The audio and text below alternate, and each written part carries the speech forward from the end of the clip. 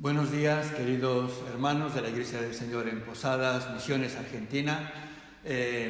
Recientemente se puso en contacto conmigo el hermano Roberto Denner para pedirme poder compartir con vosotros sobre un tema que hablase sobre relaciones interpersonales. Parece que quieren abundar en esta temática y me gustaría entonces compartir con vosotros cómo mejorar nuestras relaciones personales.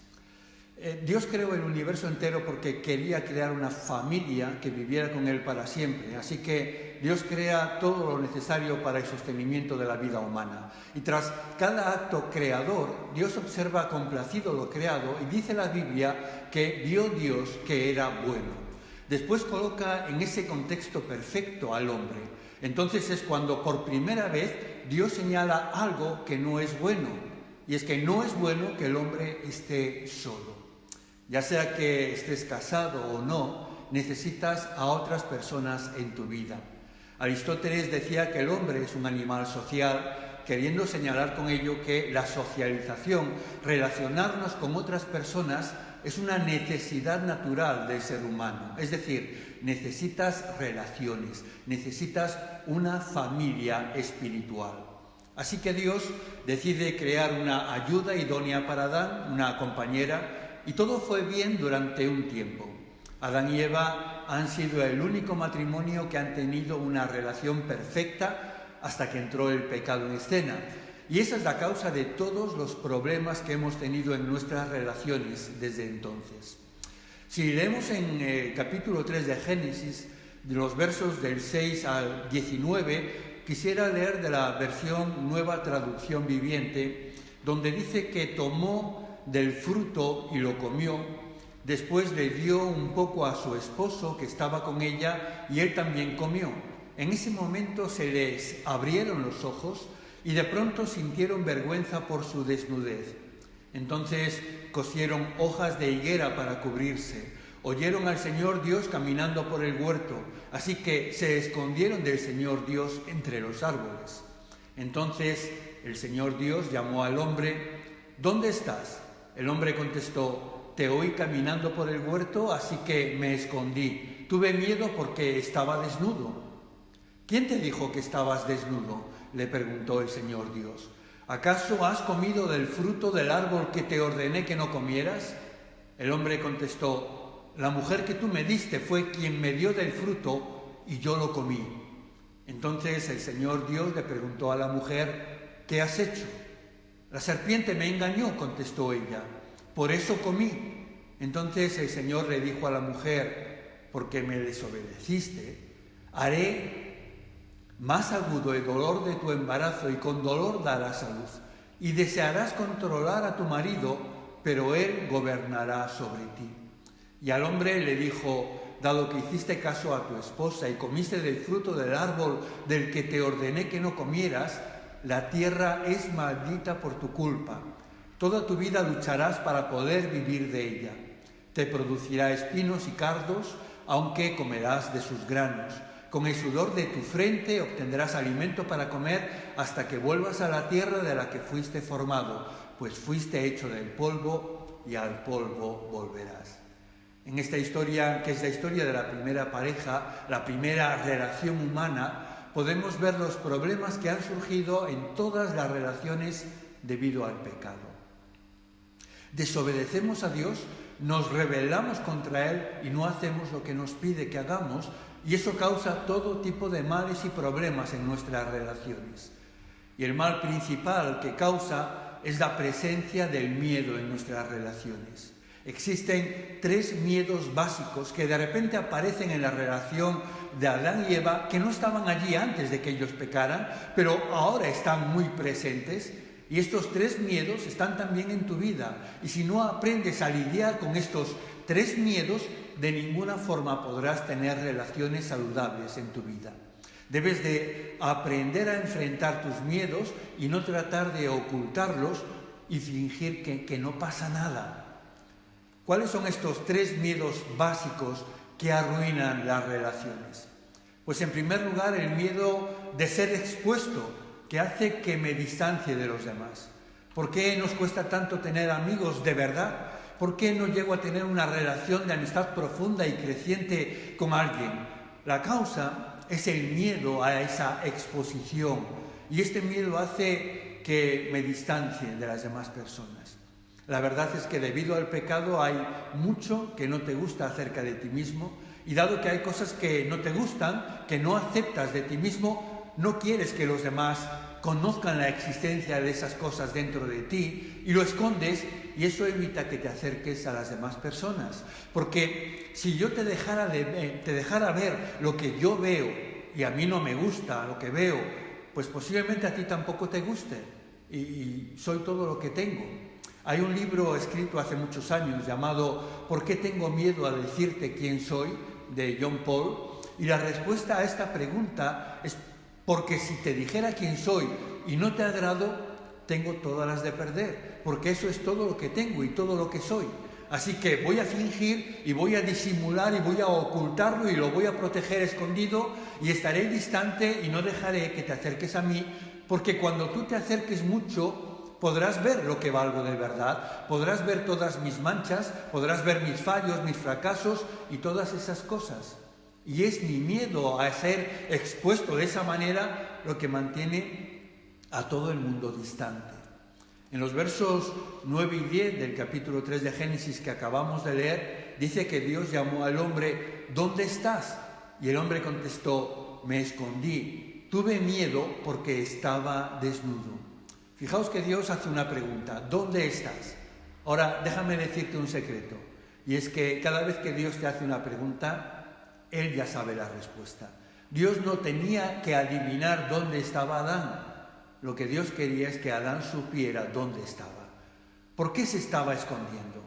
Salir de la negación, reconocer la culpa, reconocer las cosas que no funcionan en nuestra vida, es el primer paso para la recuperación, es el primer paso hacia el cambio. Y hasta que no estás insatisfecho de la forma en la que estás viviendo y lo reconozcas, no va a haber ningún cambio en tu vida. Por eso Dios quiere que Adán llegue a este punto y por eso le hace las preguntas: ¿dónde estás? ¿Por qué te escondes?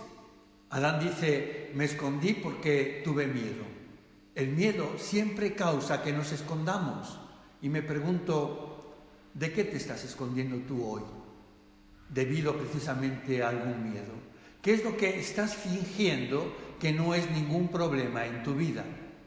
Cuando tengo un miedo en mi vida, Dios siempre quiere que lo enfrente, no que finja.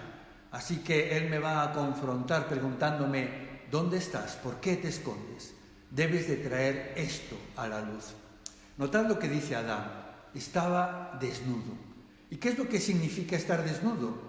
Bueno, hay más de un tipo de desnudez. Está obviamente la desnudez física, pero también existe la desnudez emocional, que es cuando estás completamente expuesto, mostrando tus verdaderos sentimientos.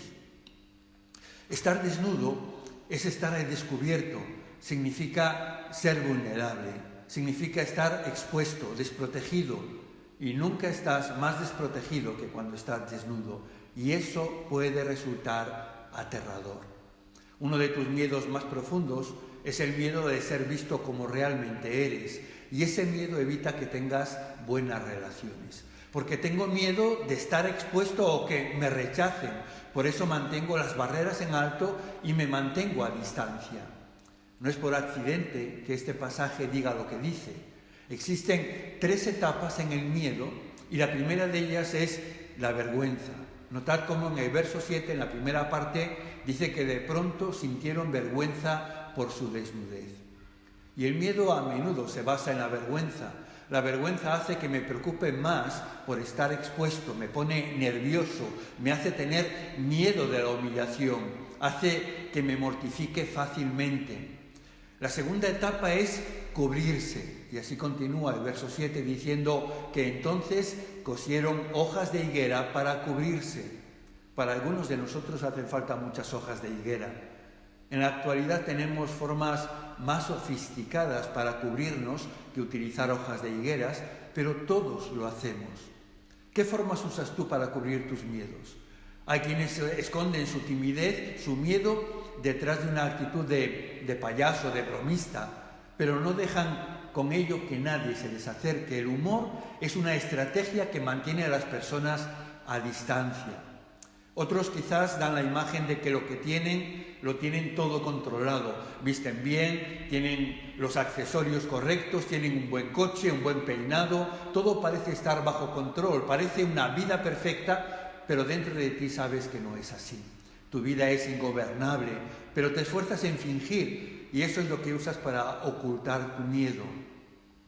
En la actualidad, mucha gente se oculta detrás de una máscara, de una imagen online. A través de Facebook, de Instagram y otras redes sociales, dan una imagen de felicidad, de viajar, de conocer cosas interesantes, de tener muchos amigos, pero, como decía el sabio, todo eso es vanidad. En realidad está totalmente vacío, esos no son amigos de verdad, ni esa es una vida de verdad. La tercera etapa es distanciarse de Dios. Y continúa en el verso 8 diciendo que se escondieron del Señor Dios entre los árboles. Y eso es en realidad lo que causa todo tipo de problemas en nuestras relaciones. Dios no espera que tú seas perfecto, pero sí espera que seas honesto con Él. Está también el miedo a la desaprobación, que hace que me ponga a la defensiva. Si alguien te empieza a criticar, lo que haces es ponerte a la defensiva porque temes la desaprobación o el rechazo. Y lo que hacemos es que pasamos de escondernos a defendernos. Y ya sabéis lo que dice el dicho, que la mejor defensa es un buen ataque. Por eso cuando nos sentimos atacados, lo que hacemos es arrojar piedras a las demás personas. Pasamos de excusarnos a nosotros mismos a acusar a los demás.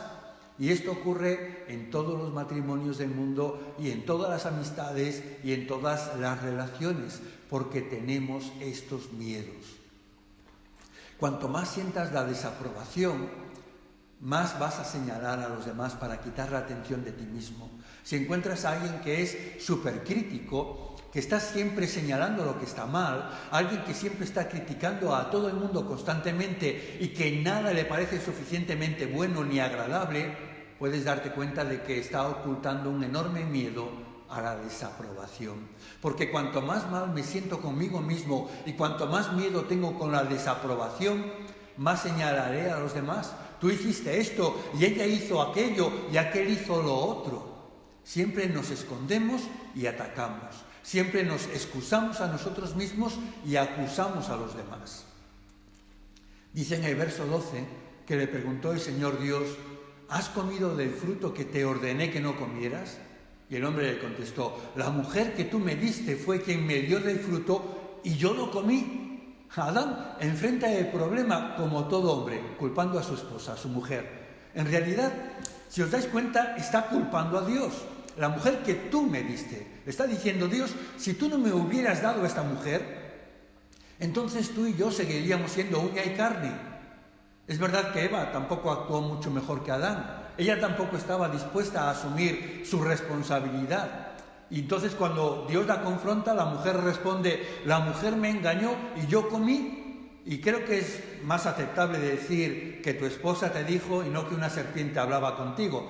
Pero ninguno de ellos aceptó la responsabilidad. Cuando le temo a la desaprobación, y ellos sabían que Dios desaprobaría lo que ellos habían hecho, ¿qué es lo que hicieron? Pues comenzaron a pasarse la pelota uno al otro. Se pusieron a la defensiva, acusando al otro y culpándolo de lo que ellos habían hecho. Y veis lo que ocurre en nuestras relaciones. Porque ha seguido pasando en cada matrimonio y en cada relación desde el principio de los tiempos. Mi miedo a ser expuesto me hace distante, me escondo, y mi miedo a la desaprobación me pone a la defensiva y entonces contraataco a quien me ataque. Si tú me acusas, yo te acusaré. Tú hiciste esto, me dices, y tú hiciste aquello otro. Y esto ocasiona mucho conflicto en las relaciones.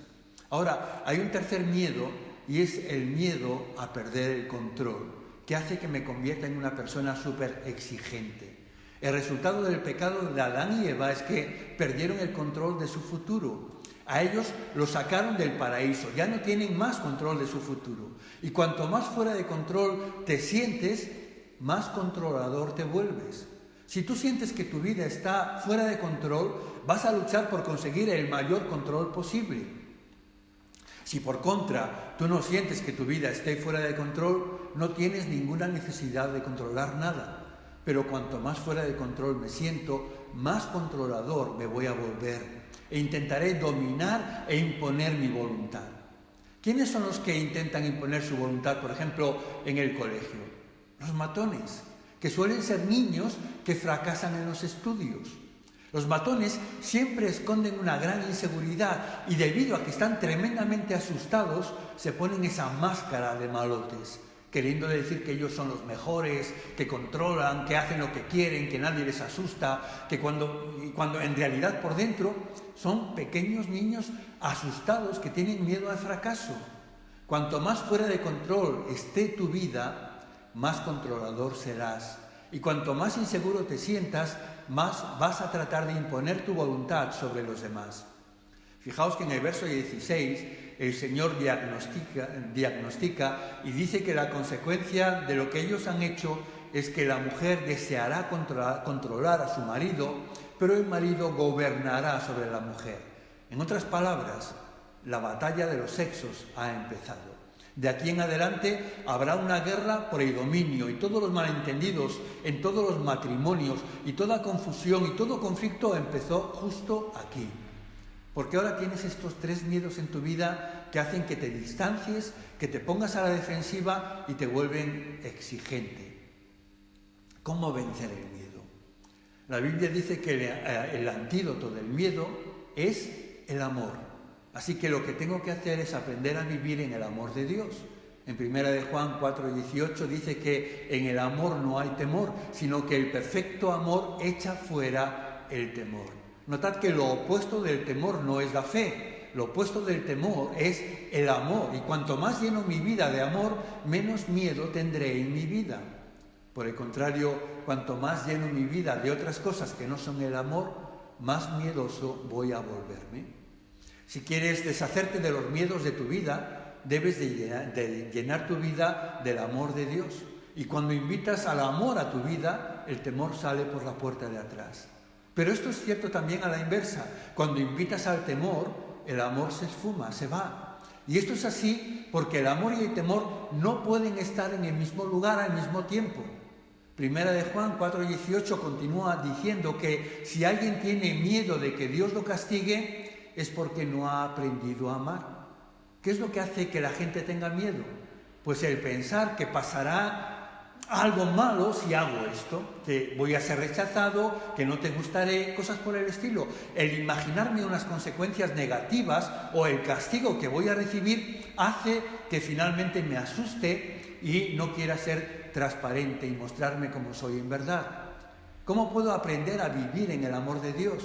Pues debes de tomar 3 decisiones diarias, que son muy fáciles de decir, fáciles de enseñar, pero quizás un poco más difíciles de aplicar y de hacer en nuestras vidas. Pero si las haces, tus relaciones van a ser transformadas. Y eso te lo puedo prometer. En primer lugar, toma nota. Todos los días entrego mi corazón a Dios. Dice la Biblia que Dios es amor y cuanto más me acerco a Dios, más lleno de amor estará mi vida. Cuanto más me aleje de Dios, más llena de miedo estará mi vida. ¿Qué significa entregarle el corazón a Dios? Pues es decirle, te entrego mis pensamientos, mis sentimientos y mi voluntad. En Job 11, del 13 al 18, dice que si le entregas tu corazón a Dios, y hacia Él extiendes las manos, que es otra forma de decirle, buscas en oración, si te apartas del pecado que has cometido y en tu morada no das cabida al mal, entonces podrás llevar la frente en alto y mantenerte firme y libre de temor. Ciertamente olvidarás tus pesares o los recordarás como el agua que pasó. Tu vida será más radiante que el sol de mediodía y la oscuridad será como el amanecer. Vivirás tranquilo porque hay esperanza, estarás protegido y dormirás confiado. ¿Suena bien? Ahora, observa este pacto, porque en este pacto encontramos 3 condiciones, 3 mandamientos y 8 promesas. 8 consecuencias de ser fieles en obedecer lo que Dios nos pide. Los mandamientos son, primero, entregarle el corazón a Dios. Ya hemos dicho, pensamientos, voluntad y sentimientos. En segundo lugar, extender hacia Él las manos, buscarle en oración cada día. Y en tercer lugar, apartarte del pecado. Y los beneficios, las consecuencias, las promesas son, primero, llevarás la frente en alto. Segundo, te mantendrás firme. En tercer lugar, estarás libre de temor. Lo cuarto es que tus promesas serán como el agua que pasó. En quinto lugar, dice que tu vida será radiante. En sexto, que vivirás tranquilo y lleno de esperanza. En séptimo lugar, estarás protegido. Y la octava promesa es que dormirás confiado. Deberíamos de terminar aquí el mensaje, irnos a casa y practicar este versículo.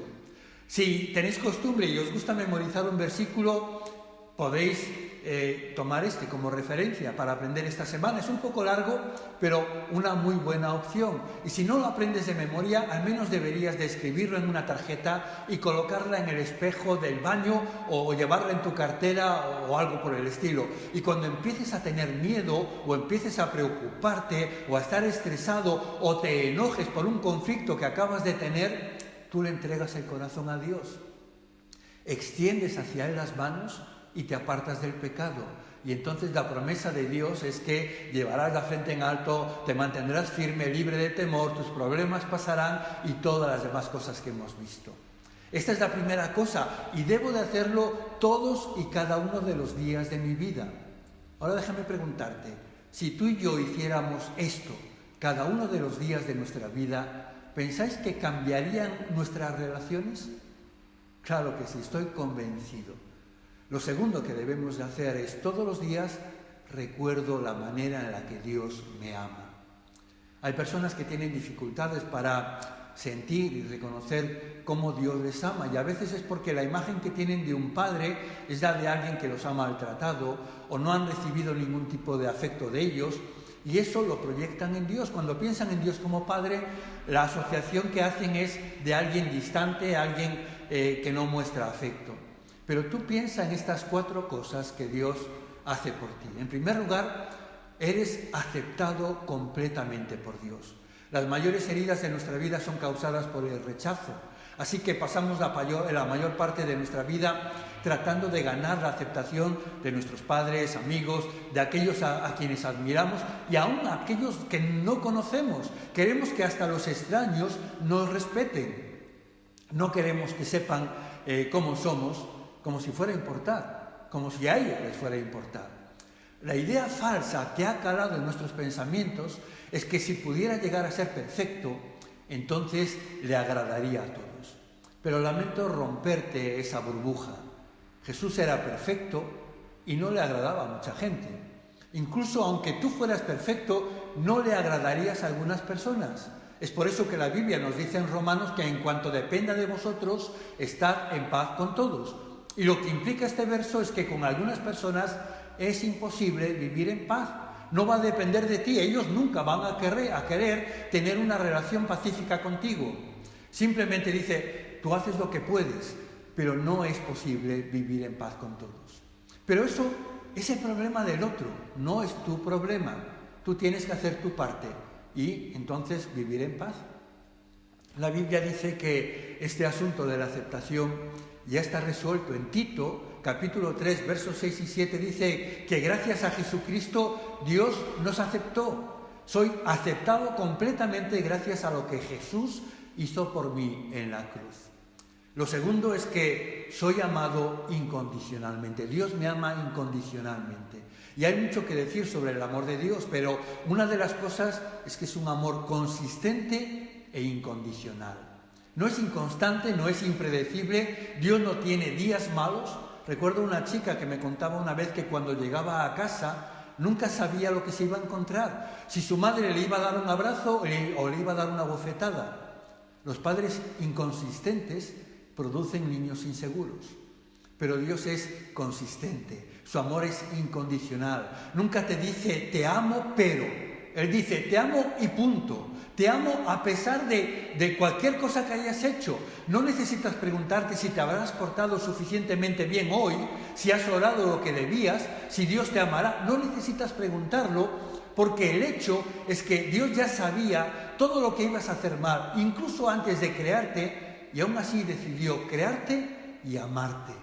Piensa en esto. Siempre nos metemos en problemas cuando dudamos del amor de Dios. Pero Isaías dice, o mejor dicho, el Señor dice a través del profeta Isaías en el capítulo 54, verso 10, mi fiel amor por ti permanecerá, dice el Señor. Mi fiel amor por ti permanecerá. No puedes hacer que Dios deje de amarte, ni puedes hacer nada para que te ame más de lo que ya te ama. Lo tercero que tienes que recordar en cuanto al amor de Dios es que eres perdonado totalmente. Si ya has confiado en Jesucristo y le has entregado tu vida, en lugar de intentar ganar tu entrada en el cielo, confía en Dios para tu salvación. Él ya se ha llevado todos tus pecados. Es lo que nos dice en Romanos 8:1. Ya no hay ninguna condenación para los que están unidos a Cristo Jesús. Y cuando pecas y te arrepientes y le confiesas tu pecado a Dios, Dios no te lo recuerda, no te lo vuelve a sacar más adelante, Él lo borra, se deshace de ello. Y la cuarta cosa que quiero que recuerdes en cuanto al amor de Dios es que eres considerado extremadamente valioso para Dios. Déjame preguntarte algo, ¿cuánto piensas que vales realmente? No estoy hablando de tu patrimonio o de lo que tienes, sino de tu valor como persona, tu propio valor. ¿Cuánto crees que vales? ¿No lo sabes? Déjame hacerte otra pregunta. ¿Qué es lo que determina el valor de algo?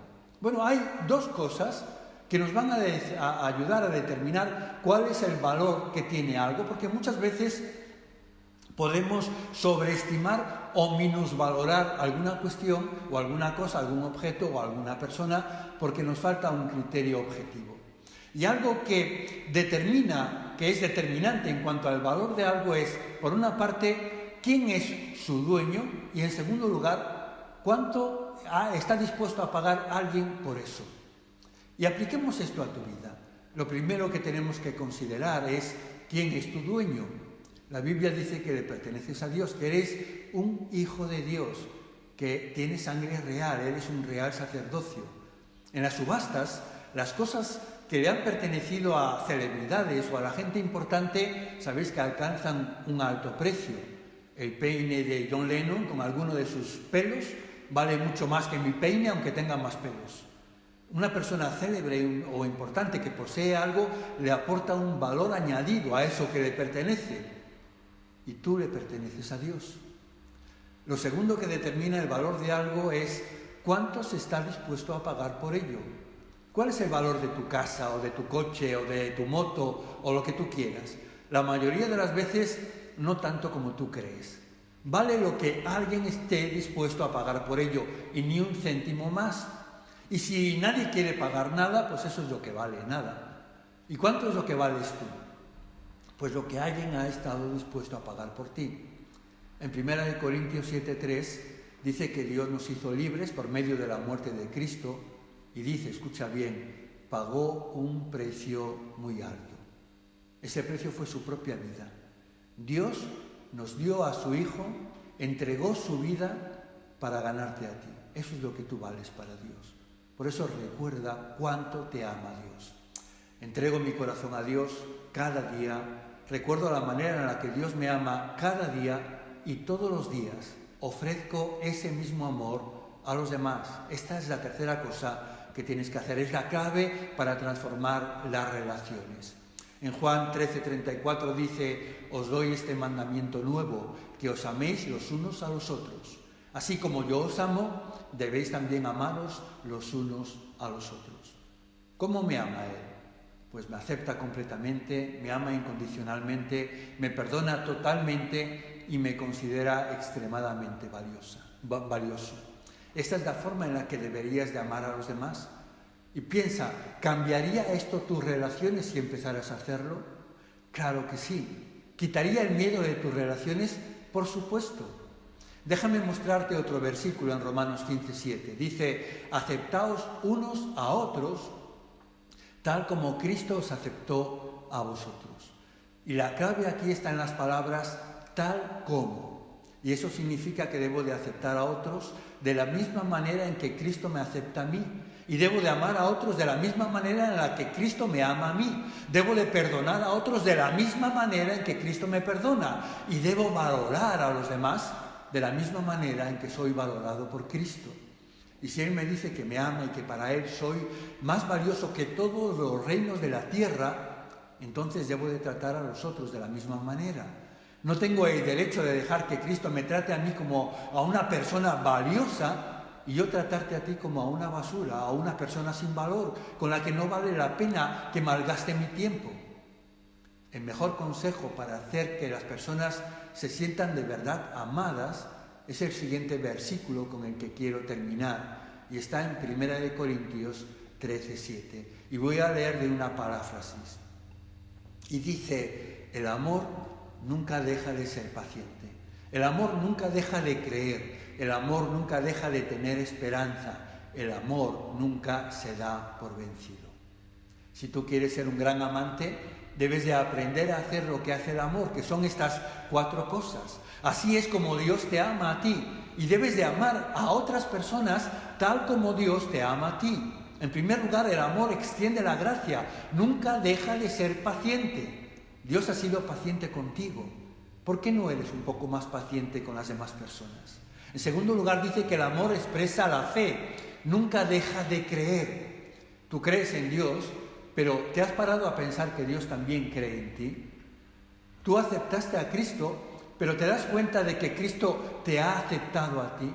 Cuando crees en otras personas, les estás amando. En tercer lugar, el amor espera lo mejor, nunca deja de tener esperanza. Incluso en los peores momentos, en los momentos de desánimo, ¿esperas lo mejor de tu esposo, de tu esposa, de tu matrimonio? Y en cuarto lugar, el amor soporta lo peor, nunca se da por vencido. Esto es el verdadero amor, que echa fuera el temor, que quita todo miedo. El amor elimina el distanciamiento y la necesidad de ponernos a la defensiva. También quita la necesidad de dominar y de exigir a los demás. Me gustaría terminar con una oración y pedir que de verdad Dios nos pueda ayudar a hacernos no solamente oidores de su palabra, sino hacedores. Que hoy podamos decidir echar fuera el temor porque abrimos nuestro corazón al amor de Dios y aprendemos a amar a otros como Él nos ama y a expresar ese amor, echando fuera todo temor. Oramos. Padre, y te damos muchas gracias por ese amor que nos ha alcanzado cuando vivíamos apartados de ti y sin que en nosotros hubiera ningún mérito. No tomamos la iniciativa, no vinimos a pedirte perdón, no buscamos cambiar y a pesar de ello nos amaste igual. Y recorriste toda la distancia que nos separaba de ti y nos diste a tu Hijo y Él murió en la cruz, no cuando nosotros le aceptamos, sino incluso cuando vivíamos rechazándolo, ignorándolo de espaldas a Él y a tu amor. Y Él pagó el precio de amarnos. Y Señor, queremos aprender a amar de la misma manera, a tratar a los demás como tú nos tratas a nosotros, a saber valorarlos, a saber aceptarlos incondicionalmente, a saber perdonarnos, a poder expresarles gracia. Y entendemos que esto está fuera de nuestro alcance, que el amor que nosotros podemos producir no llega a este estandarte de amor, que hay únicamente un amor, que es tu amor, ese amor ágape, ese amor invencible, el que es capaz de amar a este nivel. Por eso pedimos que nos llenes con tu amor y que este amor nos desborde para poder alcanzar a otros. Y nos rendimos a ti. Fortalécenos, Espíritu Santo, y ayúdanos a implementar tu palabra en nuestras vidas para tu gloria y para tu honra. Amén. En el nombre de Jesús te lo pedimos. Que el Señor os bendiga y os pueda estar ayudando y nos vemos.